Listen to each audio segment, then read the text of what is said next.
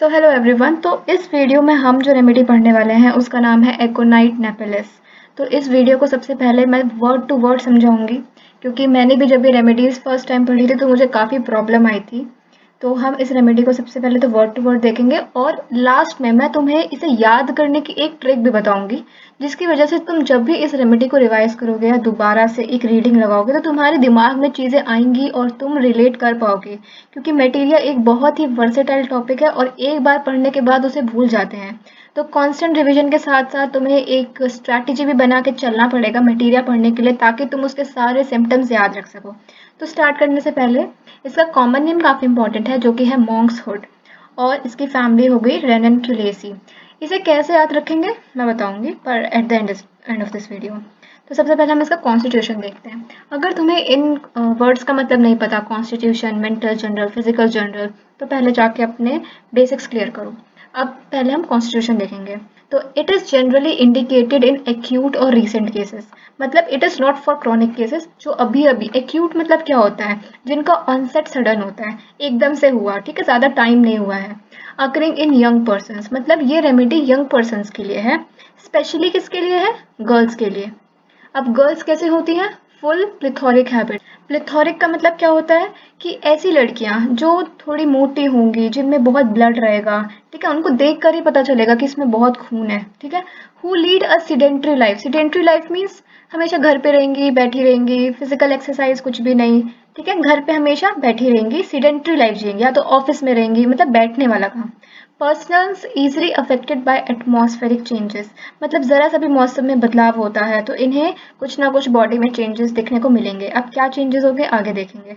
ऐसे लोग दिखने में कैसे होते हैं? डार्क हेयर्स होते हैं, आईज भी डार्क होती है। रिजिड मस्कुलर फाइबर, मतलब उनके मसल्स छूने में ऐसे हार्ड से लगेंगे, रिजिड मस्कुलर फाइबर। अब आगे चलते हैं इनके मेंटल जनरल। देखो, mental general is very important. Aconite में सबसे ज़्यादा इंपॉर्टेंट मेंटल जनरल ही है। तो मेंटल जनरल में इन्हें तो क्या होता है? Great fear and anxiety of mind. इन्हें बहुत डर लगता है। एंजाइटी ऑफ माइंड का क्या मतलब है? ये इनके माइंड में इतने थॉट्स होते हैं, ये इतने डरे हुए होते हैं, जिनकी वजह से इन्हें काफ़ी घबराहट होती है, ठीक है। विद ग्रेट नर्वस एक्साइटेबिलिटी, मतलब कि हर छोटी बात को एकदम बिल्कुल हाइप कर देंगे, ग्रेट नर्वस एक्साइटेबिलिटी। तो इसकी वजह से क्या होता है? अफ्रेड टू गो आउट, इन्हें बाहर जाने से डर लगता है। स्पेशली क्राउडेड जगह जाने से इन्हें काफ़ी डर लगता है, या फिर जहाँ एक्साइटमेंट हो रही है, जैसे कोई बहुत बड़ा सेलिब्रिटी आ रहा है या फिर कोई फंक्शन है, इन्हें बहुत डर लगेगा जाने में, क्योंकि बहुत सारे लोगों के बीच में इन्हें जाना पसंद नहीं है, इन्हें डर लगता है। इन्हें रोड क्रॉस करने से भी डर लगता है, ठीक है। The countenance is expressive of fear. Countenance means the face, मतलब इनके चेहरे से पता लगता है कि इन्हें बहुत डर लग रहा है। Life is rendered miserable bye fear, मतलब इनकी लाइफ जो है ये डर की वजह से बहुत ही ज़्यादा माइजरेबल हो जाती है, मतलब दुखद हो जाती है। इन्हें ऐसा लगता है कि इनको कोई बीमारी है, और वो बीमारी पक्का फेटल प्रूव होगी। फेटल मीन्स लीथल, मतलब इनकी डेथ होगी। ये यहाँ तक कि ये भी प्रिडिक्ट कर देते हैं कि मैं किस दिन मरूंगा या मरूंगी। Predicts the day he will die. Fear of death during pregnancy, ये दिस इज फॉर लेडीज। तो इनमें हमने दो चीज़ें देखी, बहुत ज़्यादा डर लगता है इन्हें, नर्वस एक्साइटेबिलिटी है, भीड़ भाड़ में जाना पसंद नहीं है, रोड क्रॉस करने से डर लगता है, इनके फेस से पता चलता है इन्हें बहुत डर लग रहा है, और इनकी लाइफ माइजरेबल हो जाती है। इन्हें लगता है कि इन्हें कोई बीमारी है जो पक्का इनके डेथ में ही रिजल्ट करेगी। ये यहाँ तक कि यहाँ पे प्रिडिक्ट कर देते हैं कि हम इस दिन मरने वाले हैं, और लेडीज में डेथ ड्यूरिंग प्रेगनेंसी, इसका फियर होता है, ठीक है। ऐसे लोग क्या होते हैं? रेस्टलेस होते हैं, मतलब एक जगह शांति से नहीं बैठ सकते, इनका दिमाग कहीं ना कहीं जैसे बिल्कुल हाइप होते रहेंगे, बिल्कुल रेस्टलेस, एंशियस, ठीक है। एंशियस मतलब सबको पता है, does everything in great haste, ये सब कुछ जल्दी जल्दी करेंगे। अब जल्दी जल्दी में क्या हो सकता है? हर मतलब बोल भी जल्दी रहे हैं, खा भी जल्दी रहे हैं। मस्ट चेंज पोजीशन, अब रेस्टलेस है, एक जगह इंसान बैठ नहीं सकता, तो ऑफकोर्स पोजीशन चेंज करेगा। Everything startles him. Everything startles him का मतलब कि कुछ भी स्टिमुलाई होगा बहुत जल्दी शॉक हो जाएंगे, अलार्म बजा डर जाएंगे एकदम से। एवरीथिंग स्टार्टल्स हिम, ठीक है। हैनिमन अब क्या कहते हैं एकोनाइट के बारे में, कि whenever aconite is chosen homeopathically, अगर हम एकोनाइट को सिमिलिमम के बेसिस पे दे रहे हैं तो हमें सबसे पहले मोरल सिम्टम्स देखना है, मतलब यही मेंटल जनरल्स के सिम्टम्स पहले देखने हैं, और अच्छे से केयरफुल रहना है कि ये मैच करे पेशेंट से। The anguish of mind, restlessness, disquiet not to be allayed, इसका क्या मतलब है? इसका मतलब होता है कि जो उनके अंदर फीलिंग है, जो एंजाइटी है, वो इतनी ज़्यादा है और परसिस्टेंट है कि इतनी जल्दी ठीक नहीं हो सकती, रिलीफ नहीं हो सकती। तो डिस्क्वाइट नॉट टू बी अलेड का मतलब यही है। This mental anxiety, worry, fear accompanies the most trivial element. मतलब ये इतनी चिंता करते हैं, इतना डर लगता है, जिनकी वजह से इनको छोटी मोटी कंप्लेंट्स होती रहती हैं, कुछ ना कुछ होते रहता है। ठीक है। म्यूजिक इज अनबियरेबल, म्यूजिक इन्हें अच्छा नहीं लगता, जिसकी वजह से ये सैड हो जाते हैं। और ये रिलेशन है, ये भी तुम देख सकते हो। ठीक है। ये था हमारा मेंटल जनरल, इतना। अब हम आते हैं फिजिकल जनरल्स पे। Complaints caused by exposure to dry cold air, मतलब इन्हें ठंडी हवा से प्रॉब्लम होती है। ठीक है। ड्राई नॉर्थ वेस्ट विंड्स, अब ये विंड्स की डायरेक्शन बता रही है कि कौन सी विंड से, ड्राई कोल्ड एयर भी कहाँ से आ रही है, तो नॉर्थ से, वेस्ट से। ठीक है। Exposure to draughts of air, मतलब कि हवा का झोंका, ड्रॉट्स ऑफ कोल्ड एयर का मतलब होता है हवा का झोंका लगने से इनको कंप्लेंट्स होती है। वाइल इन अ पर्सपिरेशन, मतलब फॉर एग्जाम्पल तुम्हें पसीना आ रहा है और तुम्हें हवा का झोंका लग गया, तो बस तुम्हें कंप्लेंट्स आनी स्टार्ट हो जाएंगी। Bad effects of checked perspiration, अब ये चेक्ड पर्सपिरेशन क्या होता है? चेक्ड पर्सपिरेशन मतलब जब तुम्हें पसीना आ रहा हो लेकिन तुमने उस पसीने को रोक दिया। कैसे रोकोगे? फॉर एग्जाम्पल पंखा चला दिया, एसी में चले गए, तो उस पसीने को रोक देना, उसको हम बोलेंगे check perspiration. For the congestive state of inflammation before localisation takes place, मतलब इन्फ्लामेशन है कहीं पे पर पता नहीं है कहाँ पर है, तो उससे पहले जो कंप्लेंट होगी वो हम एकोनाइट में देखेंगे। कंजेस्टिव स्टेट का क्या मतलब होता है? देखो, कंजेस्टिव स्टेट का क्या मतलब होता है कि जैसे कहीं दबाव लग रहा है। ठीक है। अब पेन्स कैसे होते हैं? तो इनटॉलरेबल, बिल्कुल भी टॉलरेट नहीं कर सकते, ऐसा लगता है कि वो इंसान पागल हो जाएगा, बहुत ज़्यादा रेस्टलेस हो जाता है, और ये नाइट में ज़्यादा होता है। फीमेल रिप्रोडक्टिव पढ़ेंगे हम। Amenorrhoea, amenorrhoea is absence of menstruation in plethoric young girls, मतलब जो फुल ब्लडेड यंग लड़कियां होती हैं जिनमें पीरियड्स नहीं आ रहे हैं। क्यों नहीं आ रहे हैं? आफ्टर फ्राइड, बहुत ज़्यादा डर गई है, तब हम एकोनाइट देते हैं ताकि सप्रेशन ना हो। मेंसेस का सप्रेशन मीन्स क्या? दबा देना, सप्रेशन। ओके। अब रेस्पिरेटरी पे आते हैं। तो रेस्पिरेटरी में उन्हें होता है cough, croup. Now what do you mean by croup? Croup का मतलब होता है narrowing of upper respiratory vessels, means ऊपर में क्या हो गया, हमारा फेरिंग्स हो गया, लैरिंग्स हो गया, तो ये नैरो हो जाते हैं, मतलब इनका डायमीटर थोड़ा सा कम हो जाता है, तो इंसान को प्रॉब्लम होगी सांस लेने में, तो उसको हम क्राउप बोलेंगे। ठीक है। कफ इज ड्राई, सूखा खांसी। होर्स मतलब रफ साउंड्स आएंगे, अजीब तरीके के साउंड्स आएंगे, किसी को खांसी होती है तो हमने देखा है। सफोकेटिंग मतलब उसको बहुत ही ज्यादा घुटन होगी। लाउड, बहुत जोर से खांसेगा इंसान। Rough, what do you mean bye rough? Rough का मतलब होता है एक तरह से टिकली, हैकिंग साउंड्स आती हैं। Croaking, what do you mean bye croaking? मतलब खांसते खांसते ना बीच में आवाज थोड़ी सी टूटेगी। ठीक है। हार्ड मतलब बहुत जोर से खांसी आती है। रिंगिंग, रिंगिंग का मतलब क्या होता है कि जब इंसान खांस रहा होगा तब उसको अपने कानों में रिंगिंग जैसी आवाजें सुनाई देंगी। ठीक है। विस्लिंग मतलब खांसते खांसते एक तरह से सीटी जैसे खांसेगा लास्ट में। ऑन एक्सपिरेशन, अब ये जो सीटी वाली खांसी होती है, मतलब लास्ट में आती है खांसी, तो ये एक्सपिरेशन मतलब सांस छोड़ेंगे तब विस्लिंग होगी। किसमें? एकोनाइट में। पर अगर इनहेलेशन में विस्लिंग हो रही है तो ये कॉस्टिकम में होगा। और ये खांसी किसकी वजह से होगी? ऑफ कोर्स कोल्ड एयर की वजह से। Draft of air, what was draft of air? Air, air मतलब हवा का झोंका। Okay, nervous system. On rising from a recumbent position. What is recumbent position? The supine position is known as recumbent position. अभी supine position क्या है? आप जैसे normally bed पे लेटते हैं पीठ के बल, उसको रिकम्बेंट पोजीशन बोलते हैं। तो जैसे ही ये सुपाइन पोजीशन से खड़ा होने की कोशिश करता है तो उसका फेस बिल्कुल पेल हो जाता है, डेथली पेल, और ही बिकम्स फेंट और गिडी एंड फॉल्स, मतलब ये जैसे ही खड़ा हुआ इसका फेस बिल्कुल पेल हो गया, इससे फेंटिंग होने लगी। ठीक है। और ये गिर जाता है बेड से, और इसे दोबारा फियर होता है राइज करने में, मतलब दोबारा खड़े होने में से काफ़ी ज़्यादा डर लगता है, क्योंकि इसे लगता है कि ये फिर से गिर जाएगा। और जब इसे ये सारी चीज़ें हो रही होती हैं तो इस टाइम पे इनकी जो नज़र है वो गायब हो सकती है, धुंधली भी हो सकती है, और ये बेहोश भी हो सकते हैं। ठीक है। कन्वर्जन्स। अब ये कन्वर्जन्स क्या होता है? कन्वर्जन्स मीन्स दौरे। किसको? जिनके दांत आ रहे हैं बच्चों के, टीथिंग चिल्ड्रन ड्यूरिंग डेंटिशन। तो कैसे दौरे आएंगे? इनको हीट होगा बिल्कुल, काफ़ी ज़्यादा जर्क्स होंगे, मतलब ऐसे एक तरह से attacks. Jerks mean attacks.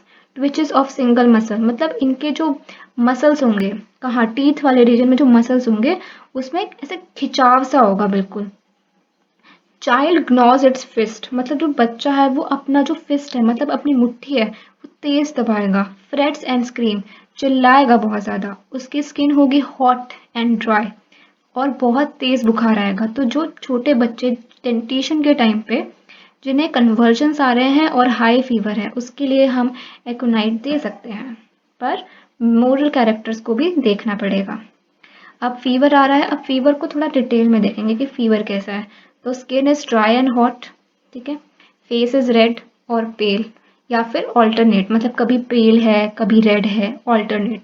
Burning thirst for large quantities of cold water, मतलब इन्हें ठंडे पानी के लिए बहुत ज़्यादा प्यास लगती है। इन्हें ऐसा लगता है कि इनका मुंह जल रहा है और इन्हें ठंडा पानी ही चाहिए। अब इस टाइम पे इन्हें नर्वस रेस्टलेसनेस बहुत होगी, मतलब शांत नहीं बैठ पाएंगे, ऐसे मतलब अकबक होता रहेगा कि इन्हें कुछ तो करें, ठीक नहीं लग रहा। टॉसिंग अबाउट इन एगोनी, मतलब इधर से उधर बेड पे, मतलब पोजीशन चेंज करते रहेंगे क्योंकि इन्हें बहुत ही ज़्यादा रेस्टलेसनेस हो रही है। Becomes intolerable towards evening and on going to sleep, so this is basically aggravation. तो इन्हें इवनिंग में और जब सोने से पहले इनकी हालत बहुत ख़राब हो जाएगी इन केस ऑफ फीवर। अब यहाँ पे लिखा है aconite should never be given simply to control the fever. हमें ऐसे ही फीवर के केस में एकोनाइट बिल्कुल भी नहीं देना चाहिए, या फिर हम कभी ऑल्टरनेट कर रहे हैं, जैसे कभी एकोनाइट दे दिया फिर कोई अलग दवा दे दी फीवर की, ऐसा कभी भी नहीं है। इन केस अगर हमें ऐसा लग रहा है कि एकोनाइट देनी चाहिए, तो हमें सिर्फ एकोनाइट ही देनी है, कोई और ड्रग की ज़रूरत नहीं है। एकोनाइट पूरा केस क्लियर कर देगा, ठीक है। unless indicated by the exciting cause. Now what is exciting cause? तो exciting cause mainly acute diseases में होता है, जो acute disease को excite कर रहा हो, मतलब उसकी problems को बढ़ा रहा हो, ठीक है।